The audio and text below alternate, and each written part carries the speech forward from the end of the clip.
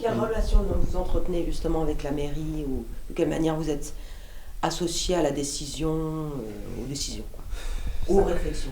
C'est tout neuf, ça commence à neuf, peine, ouais. donc on peut pas trop se prononcer. Il y a un travail qui commence, on a parlé un petit peu des aires de jeu ou autre, mais c'est encore C'est-à-dire tout qu'on neuf. a assisté pour qu'on puisse assister, enfin le conseil des citoyens, pour que deux personnes assistent aux réunions de la mairie. Quand il y a des projets aux commissions.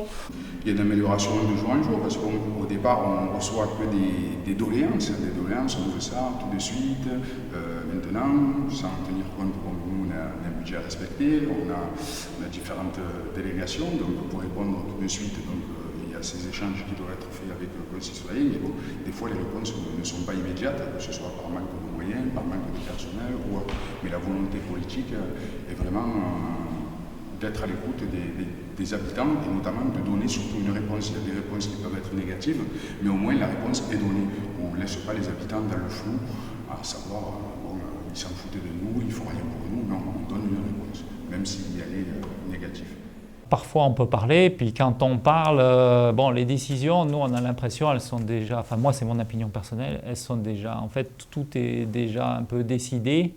Et que, ben bon, le conseil citoyen est nouveau, je comprends qu'il faut peut-être que c'est une évolution qui est en cours où je ressens que les autorités, quelles qu'elles soient, elles ne sont pas habituées à écouter, à prendre en compte la vie des habitants et ils sont parfois, voilà, j'ai l'impression qu'elles sont parfois surprises qu'il y ait des gens qui aient des solutions, qui aient des initiatives dans le quartier, qui aient plein de personnes qui essayent de faire des choses. Mais ça ne se sait pas et il n'y a pas d'argent qui va dedans. Nous avons proposé un jardin des 5 sens.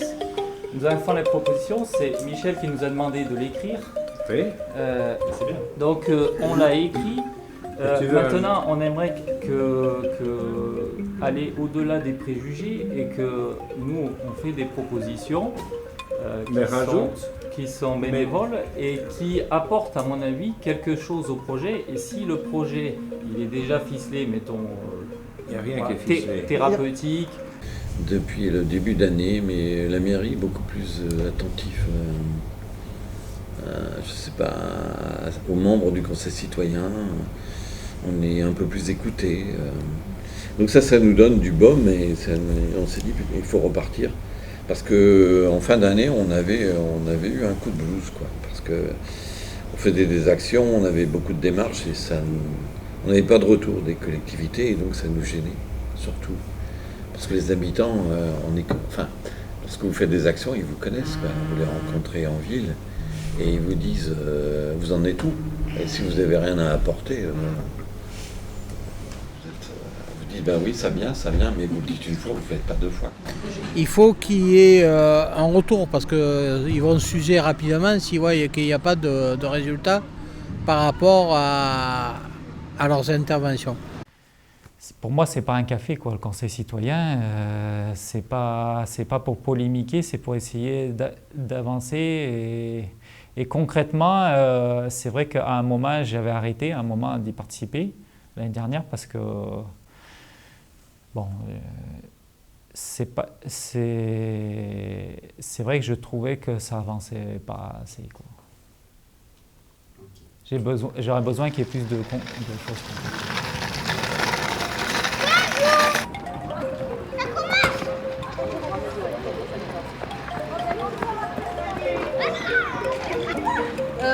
Ensuite, dans l'ordre, on va remercier La Croisée, notre partenaire qui nous soutient, qui nous porte, qui est au centre social Saint-Gillois. On va remercier également la mairie, Géraldine surtout, qui a été là présente pour nous accompagner dans cette démarche pour se faire connaître. Voilà. Il faut savoir qu'à l'époque, les boîtes à livres étaient un petit peu disposées un petit peu partout dans Saint-Gilles, et y compris dans le grand Saint-Gilles, c'est-à-dire même en petite Camargue. Il y avait des boîtes à livres un petit peu partout dans les étangs.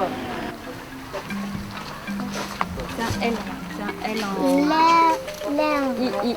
Livre. C'était important et c'était dans les premières discussions qu'il y a pu y avoir au sein du Conseil citoyen, que le Conseil citoyen puisse être porte-parole, puisse faire remonter, interpeller la collectivité, la municipalité ou l'État, mais bon, c'est plutôt la collectivité par rapport à des dysfonctionnements observés, mais c'est aussi important pour le collectif de construire ses propres actions indépendamment de la collectivité, de ne pas être systématiquement dans l'interpellation, de pouvoir construire des projets, des réflexions qui ne sont pas que dans l'interpellation. Et quand le Conseil citoyen est né, je trouvais que l'idée était intéressante de juste un tout petit projet pour lancer ce travail en commun. Et donc j'ai lancé l'idée de la boîte à lire, j'ai été suivie de suite par l'ensemble du groupe.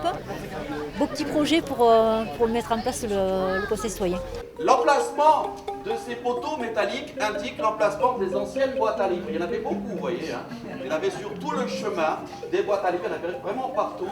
Et on a besoin de concret là, je pense. Ouais, je pense que ça fait un petit moment où on se rassemble, où on réfléchit, où on pose le cadre en termes de charte, en termes de travail, en termes de propositions à diffuser. On a commencé à créer des liens avec les habitants et du coup on a besoin aussi de poser des actions concrètes pour faire avancer le Conseil citoyen. Et je pense que à l'heure actuelle on est là-dedans. Ce problème d'Intermarché qui a fermé, c'est pas tellement l'histoire des courses qui manque, c'est l'histoire d'avoir un lieu de rencontre, quoi. Et donc c'est pour ça que lorsqu'on parle, nous, en tant que Conseil citoyen, d'essayer de monter un point service, on appelle ça comme ça, je veux dire, ça permettrait de un colis qui arrive, ou de pouvoir le déposer là, je sais pas, un colis, ou venir chercher quelque chose. On pourrait aussi, au travers de ce point service, si par exemple une personne à mobilité réduite ou autre avait un frigo ou un lave-vaisselle détérioré dans son appartement, peut-être de proposer ce service pour le descendre aux encombrants, des choses comme ça. Ça permettrait d'avoir des recettes d'un côté, et d'avoir un service de l'autre, et puis peut-être de faire participer les bailleurs sociaux, quoi. Donc on réfléchit un peu à ça, et je pense que c'est possible. Simplement, nous sommes des candides, et moi je travaille dans le milieu privé, donc le milieu public, c'est pas la même chose. Donc c'est pas évident de trouver les renseignements. Et à une dernière réunion avec la mairie, ils nous ont dit, mais n'hésitez pas à nous demander, on peut vous apporter service. Donc si vous voulez, je dis ça c'est clair, quoi. On est passé de 20 watts à 40 watts, peut-être 60 watts, et on verra la pleine lumière dans quelques temps. Parce qu'il me vient quelque chose qui est essentiel ici, c'est que nous avions un petit supermarché ici. Oui, c'est le lien social. Oui. Et ce petit supermarché qui manque à tout le monde, et notamment à des personnes qui ont des difficultés pour marcher ou autre. Quand le collectif interpelle une collectivité, pour pouvoir agir par rapport à cette interpellation, ça dépend de la réponse de la collectivité. Si la collectivité est en mesure ou pas de répondre à cette interpellation. Si le collectif propose et est en capacité d'agir en autonomie et de proposer des actions, c'est le collectif qui analyse, qui fait une proposition et qui va mettre en œuvre ou trouver les structures ressources pour mettre en œuvre. Ils n'attendent pas la réponse de la collectivité qui va dire oui ou non. Comment on a vécu ce projet-là? Ça a été un peu compliqué parce qu'il a fallu justement faire travailler à la fois des services de mairie avec des idées venues des citoyens eux-mêmes. Il faut que chacun trouve une place, accepte de porter un projet qui vient directement des habitants et puis que chacun trouve sa place, nos services communication, nos menuisiers, et puis qu'on arrive à échanger sereinement, et c'est ce qui a été fait. Entre les volontés d'un groupe d'habitants, les possibilités techniques qu'avait la ville. Et il a fallu un peu de lien, j'ai essayé de le faire, j'espère que je l'ai fait avec le mieux possible, mais j'espère qu'après justement les choses vont couler d'elles-mêmes et qu'il n'y aura plus besoin de faire ce lien-là. Ne serait-ce que pour la mise en peinture, les chartes, la charte à établir, la charte des boîtes à lire, il a fallu beaucoup d'allers-retours et il a fallu échanger des fois sur quelques mots pour trouver exactement ce que voulait le Conseil citoyen et ce que nos services étaient en mesure de faire. C'est ça qui est aussi intéressant pour des habitants, c'est de se rendre compte que pour concrétiser une action, pour concrétiser un aménagement tel que celui-là, il y a beaucoup d'allers-retours. Et on a eu beaucoup d'allers-retours avec le Conseil citoyen, avec nos services. On s'est rencontrés plusieurs fois sur le site avec le menuisier pour voir les hauteurs possibles pour les enfants, pas pour les enfants, pour l'emplacement même des boîtes à lire, pour la sécurité de l'environnement autour. Il y a énormément de choses sur une petite action et c'est bien aussi que les habitants puissent participer à ça. Alors c'est une boîte à lire, on y est arrivé bien évidemment, mais ça montre que chaque aménagement doit être pensé et il faut la symbiose de tous pour arriver à trouver les bons compromis. Voilà. Est-ce que ça a changé quand même pour vous la manière de travailler, d'avoir finalement ces conseils citoyens et ce conseil d'agglo? Oui, ça nous crée des obligations sur la façon de travailler, je crois. Alors, je pense que c'est perturbant, même plus que pour les élus, pour les techniciens que nous sommes. Ça demande une certaine exigence, ça demande beaucoup de travail.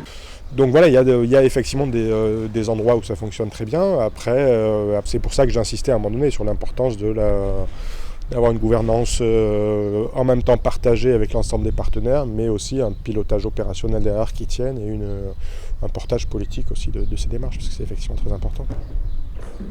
On essaie au travers du Conseil citoyen de remonter toutes ces problématiques, essayer au travers de projets, on appelle ça des projets, d'essayer d'apporter des solutions à leurs problématiques quotidiennes.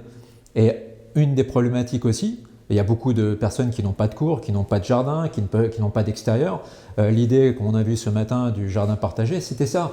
Il y a une personne qui a une idée, ça serait bien pour fédérer et puis communiquer au travers des habitants, de créer ce jardin partagé. Donc à partir de cette idée, on s'est tous réunis, on s'est concertés, on a dit que c'était une bonne idée. Ça a été transformé en fiche projet, présenté à la municipalité.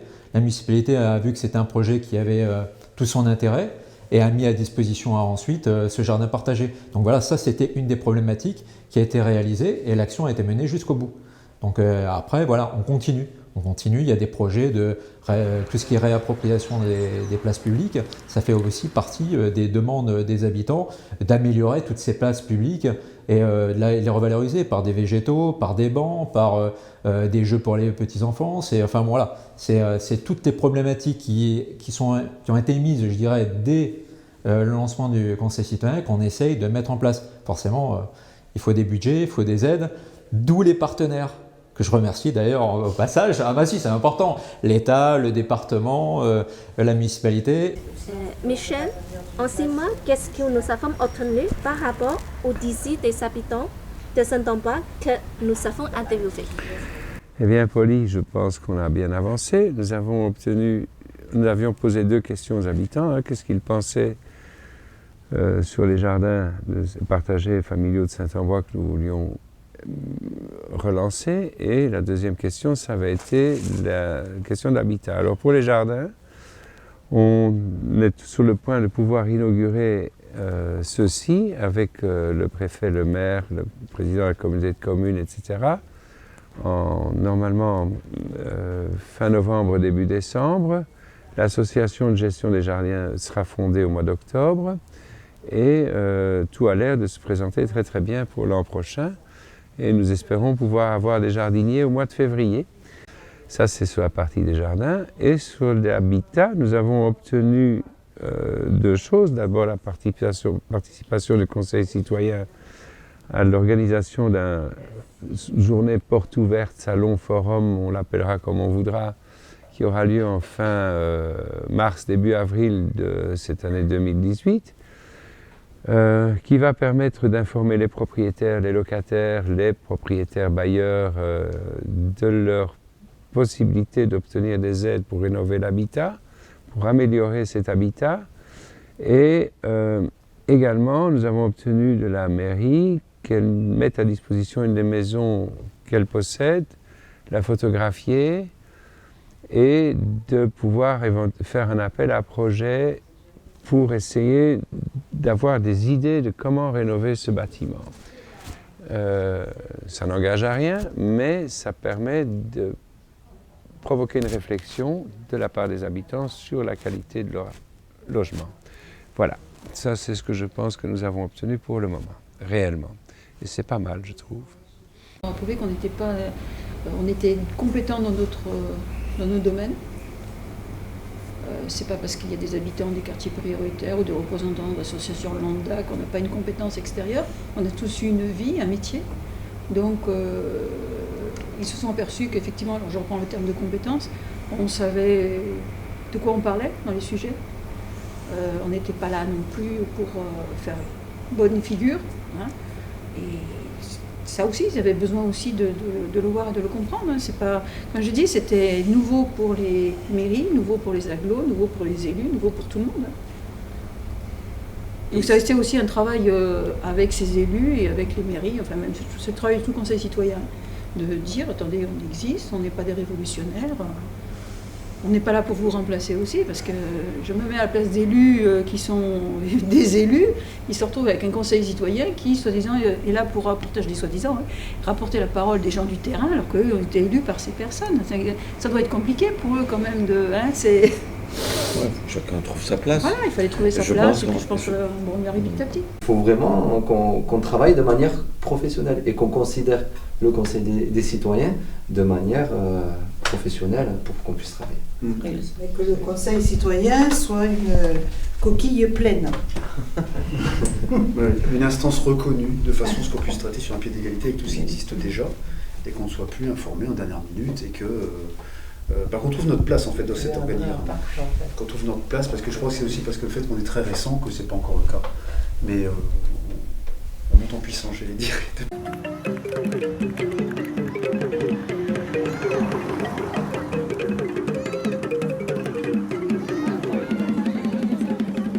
Je vous expliquer l'événement de ce soir en fait. À la base, on n'était qu'une association de quartier, club de foot tout simple. Et bon, après, avec l'aide du conseil citoyen, on a réussi à franchir des étapes, voir vraiment ce que c'était la vie associative, avec des aides qu'on ne savait pas, quoi. Et aujourd'hui, on essaie d'organiser un maximum de choses pour le quartier, avec bien sûr le conseil citoyen qui nous suit par derrière, et l'aide de François qui a écrit un livre sur Rochebelle. Donc aujourd'hui, c'est notre premier événement qu'en gros on fait nous-mêmes. Concrètement, ils nous aident pour monter des dossiers, pour les aides, les subventions de la ville, du conseil général. Et puis, ils apportent leur soutien aussi dans toutes les démarches qu'on fait. C'est-à-dire, ce soir, ils sont encore présents. Donc, c'est beaucoup pour nous, parce qu'on démarre dans la vie associative, on ne connaît pas grand-chose. Et avec l'aide des plus anciens, on arrive à faire quand même quelque chose d'intéressant, quoi.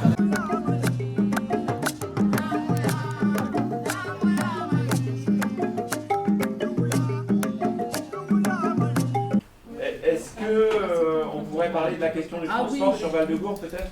Ça m'intéresse. Alors, comment vous analysez la réponse qui a été faite par la métropole?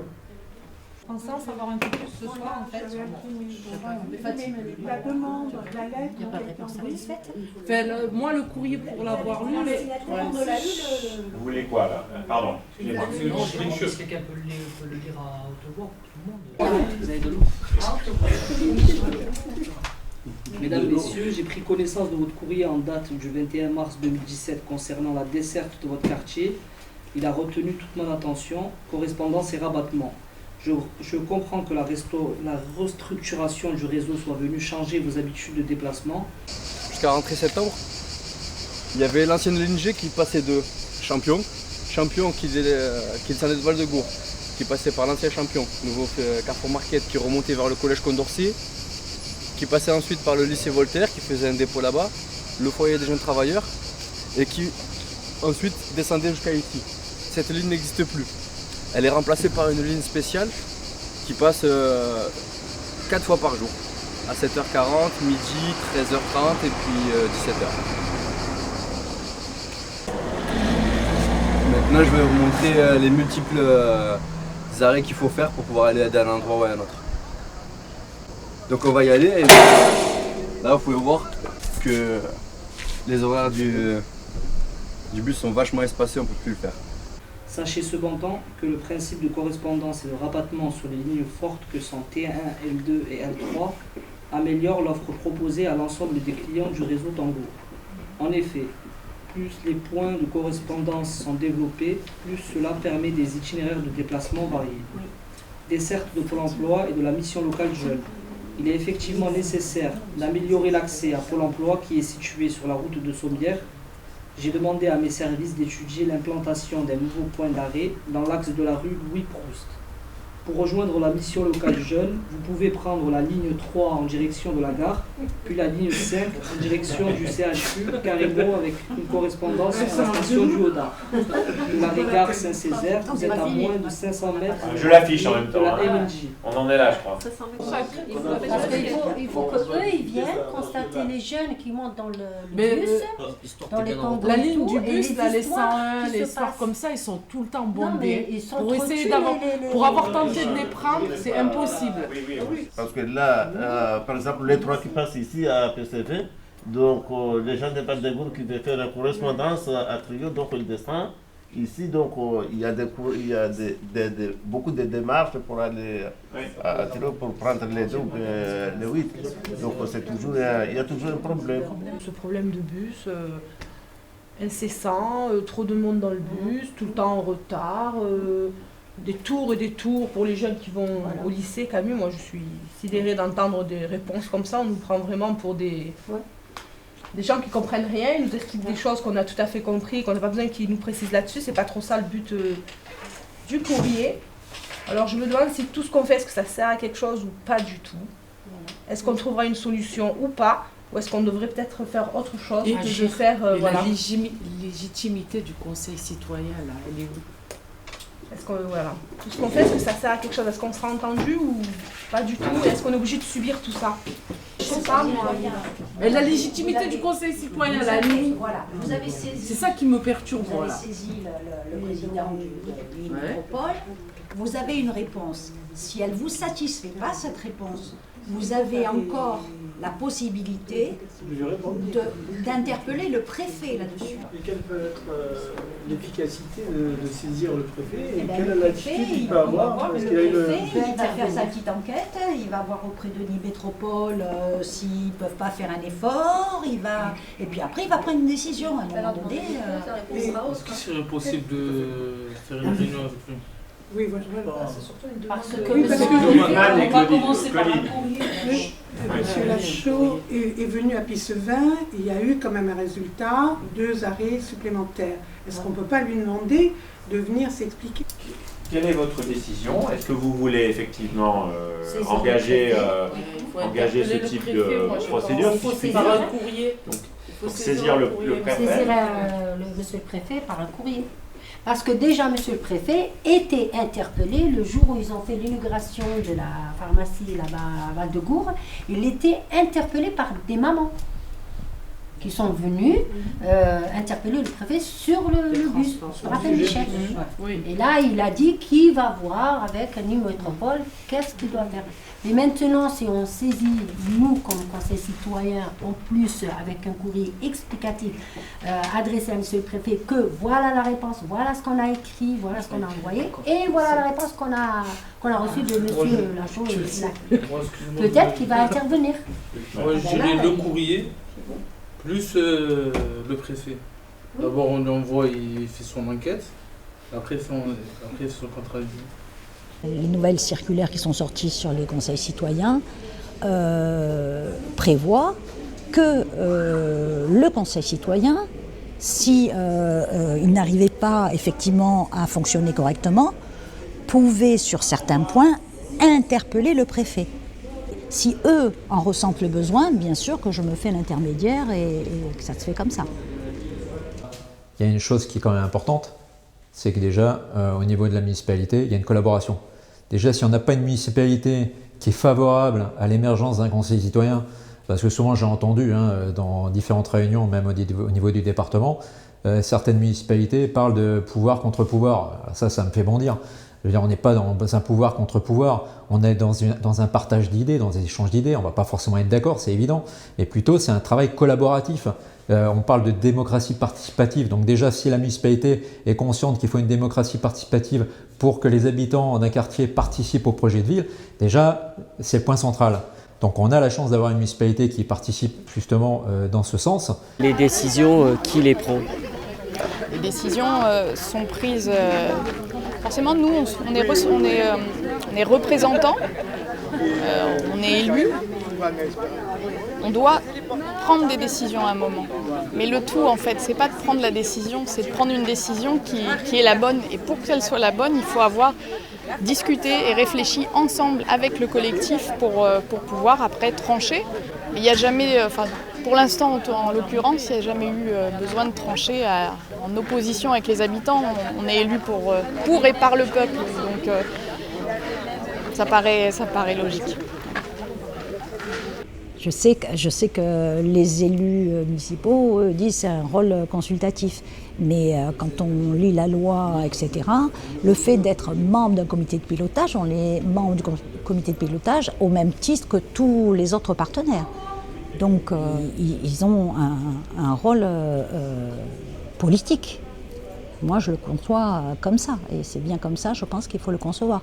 Après, comme on disait, les élus n'ont pas l'habitude de ça. Ils en ont un peu peur et ils ont l'impression que c'est un contre-pouvoir, alors qu'en fait, c'est de la co-construction. Et petit à petit, je pense que la confiance va arriver. Bon, ça va prendre un petit peu de temps, mais du moment où ils verront qu'effectivement, ça apporte aussi toute l'expertise d'usage qu'ont ces conseils citoyens, va faire qu'effectivement, ils vont trouver que c'est bénéfique qu'il y ait des membres qui assistent au comité de pilotage et à l'élaboration en fait de la politique de la ville, de la rénovation urbaine.